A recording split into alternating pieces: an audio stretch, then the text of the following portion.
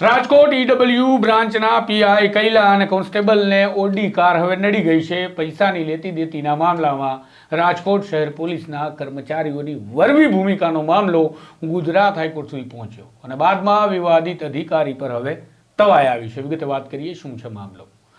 વૈષ્ણવજન તો તેને કહીએ જે પીડ પરાઈ જાનાને રે। નમસ્કાર, હું છું આપની સાથે તુષાર બસિયા। નવજીવન ન્યૂઝમાં આપનું સ્વાગત છે। રાજકોટ શહેર પોલીસના ઈઓડબ્લ્યુ બ્રાન્ચના પીઆઈ કૈલા અને કોન્સ્ટેબલ જગદીશને ગત રોજ બદલી કરી દેવામાં આવ્યા છે, જેમાં પીઆઈ કૈલાને લીવ રિઝર્વમાં મૂકવામાં આવ્યા છે, જ્યારે કોન્સ્ટેબલ જગદીશને હેડક્વાર્ટર ખાતે બદલી કરી દેવામાં આવી છે। પણ મહત્વની વાત છે કે આ કામગીરી શા માટે થઈ છે, તો વાત કંઈક એવી છે। ઈઓડબ્લ્યુના પીઆઈ કૈલા પર આરોપ સાથે ગુજરાત હાઈકોર્ટમાં વિજય વિશ્વકર્મા દ્વારા એક અરજી કરવામાં આવી હતી, જેમાં અરજદાર વિશ્વકર્માએ ગંભીર આરોપ લગાવ્યા હતા અને આરોપ પ્રમાણે વિજય વિશ્વકર્માને વેપારના પૈસાની લેતી દેતી હતી। આ મામલામાં ઈઓડબ્લ્યુ ખાતે બોલાવવામાં આવ્યા અને ત્યારબાદ ત્યાં ફરિયાદીને પણ બોલાવી લેવામાં આવ્યા અને પોલીસે પૈસા ચૂકવી દેવાનું દબાણ સર્જવાની શરૂઆત કરી, તોલધપાટ કરી, માર પણ માર્યો તેવા પણ આરોપ છે। એટલું જ નહીં, પણ આ ફરિયાદીની માલિકીની ઓડી કારને પણ પોલીસે લઈ ફરિયાદીને આપી દીધી। આમ પૈસા ચૂકવે નહીં ત્યાં સુધી કાર નહીં મળે તેવું આ પોલીસ કર્મચારી અને અધિકારીએ કહ્યું અને ફરિયાદીનો જાણે હવાલો લીધો હોય એવું કામ કર્યું। આવા આરોપ સાથેની વિશ્વકર્માએ પોલીસ કમિશનર બ્રિજેશ કુમાર ઝાને ફરિયાદ કરી હતી, પણ થયું શું?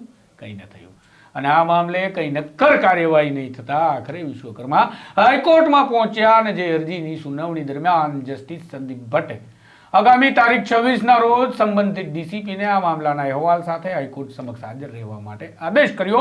સાથે જ હાઈકોર્ટે ઓડીના સર્વિસ સ્ટેશન અને રાજકોટ ડીસીબી પોલીસ સ્ટેશનના સીસીટીવી કેમેરા સાચવી લેવા માટે પણ આદેશ કર્યો હતો। ત્યારે હવે 26 તારીખે હાઈકોર્ટ કંઈ કહે તે પહેલા જ બંને પોલીસ કર્મીની બદલી કરી દેવાનું કામ કરી નાખવામાં આવ્યું છે તેવા સમાચાર મળી રહ્યા છે। પણ મહત્વની વાત એ પણ છે કે રાજકોટ શહેર ક્રાઇમ બ્રાન્ચ અને રાજકોટ શહેર પોલીસ હાઈકોર્ટ સમક્ષ જે સોગંદનામું રજૂ કરે તો જવાબમાં સીસીટીવીના ફૂટેજ બાબતે શું જવાબ આપો એ પણ એક કોયડો છે જે ઉચ્ચ અધિકારીઓને મૂંઝવી રહ્યો છે, કારણ કે કેમેરા હોય તો ફૂટેજ પ્રિઝર્વ થાય એવું શું હાઈકોર્ટને કહેવું?